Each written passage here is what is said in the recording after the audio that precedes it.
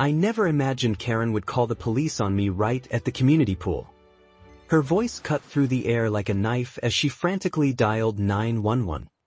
This entire mess only escalated after she lost her own pool access privileges.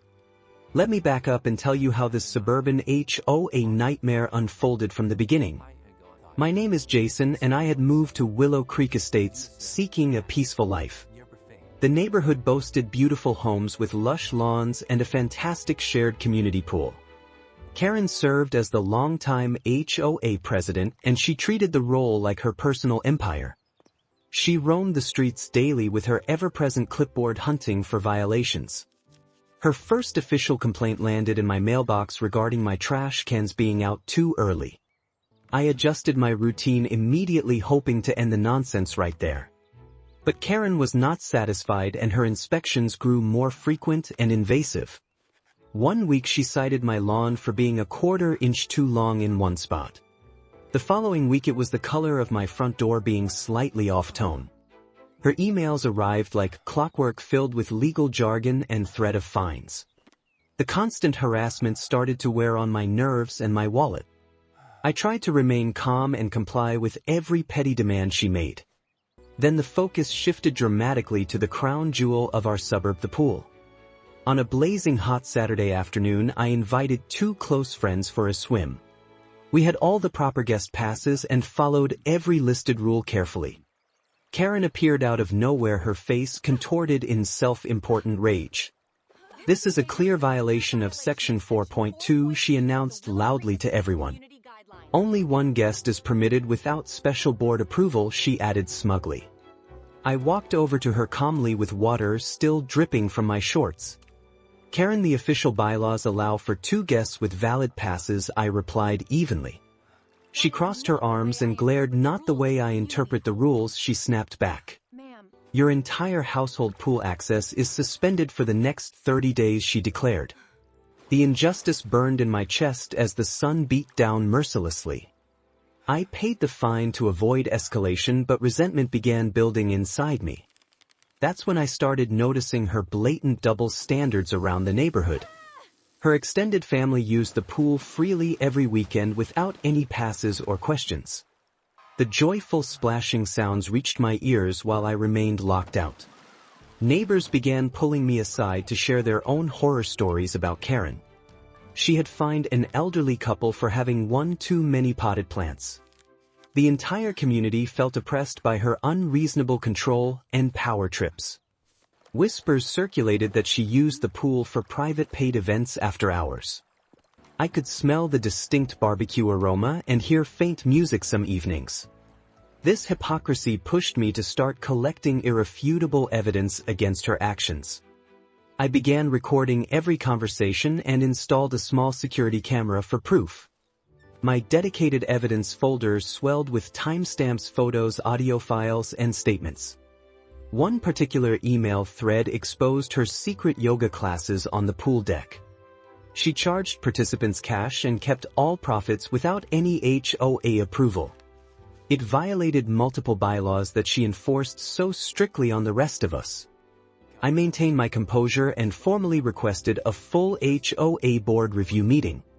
The atmosphere in the meeting room was thick with anticipation as I presented everything. Karen sat rigidly, her usual confident smirk slowly melting into panic. Board members examined the documents, their expressions shifting from surprise to disapproval. After thorough discussion, they voted to revoke Karen's pool access indefinitely for violations. Her sharp intake of breath echoed through the silent room like a dramatic movie moment. I exited the meeting feeling empowered but knowing the fight was far from over. Karen plotted her comeback in the shadows over the next several days. Before the board vote, she had started spreading rumors at the block party. She told neighbors I was a bully trying to destroy community standards for my own gain. I felt the isolation creep in as friendly waves turned into cold shoulders. The chlorine scent at the pool fence now carried a bitter edge of betrayal. Still, I kept gathering proof, refusing to let her social attacks break me. A week passed and I finally returned to enjoy the pool on a sunny morning. The water was refreshingly cool and the birds sang in the background peacefully. Karen suddenly stormed through the gate, her eyes wild with uncontrolled fury. "You caused this, Jason. You destroyed my position and my access," she screamed hysterically. She pulled out her cell phone and dialed 911 with trembling, furious fingers. "This man is trespassing and he forged all those documents," she yelled into the phone. My heart raced, but I stayed composed and started my own recording immediately. Police sirens approached quickly, cutting through the otherwise tranquil suburban air. 2 officers arrived on scene, stepping out with notebooks and professional detachment. Karen ran to them, gesturing wildly and pointing directly at me accusingly. "This resident harassed me and illegally got me banned from the pool," she claimed desperately. I offered my evidence folder, calmly explaining the full context without emotion. The senior officer reviewed the materials while his partner attempted to de-escalate Karen. I played the key audio clip where she openly admitted to the profit scheme. Her recorded words hung in the air, proving her guilt beyond any doubt. The officers shared a glance, recognizing the false report for what it was. "This seems like an internal HOA civil matter," the officer told Karen directly. "Ma'am, you could face charges for wasting police resources with false accusations," he added. Karen's face drained of color as the weight of her mistake finally hit her. The officers concluded their report and left after giving her a stern warning. I remained standing by the pool, feeling a surge of vindication wash over me. The news traveled fast through our neighborhood's active social media groups. An emergency board meeting was called to address the latest incident involving Karen. She was pressured to resign her position as president amid the growing scandal. Her departure from the role came with public humiliation and loss of influence. The new board members promised transparency and fair application of all community rules. Life in the estates gradually returned to the calm I had originally envisioned.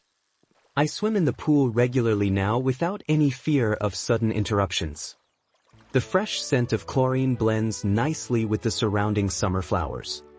Neighbors greet me warmly instead of avoiding me due to her influence.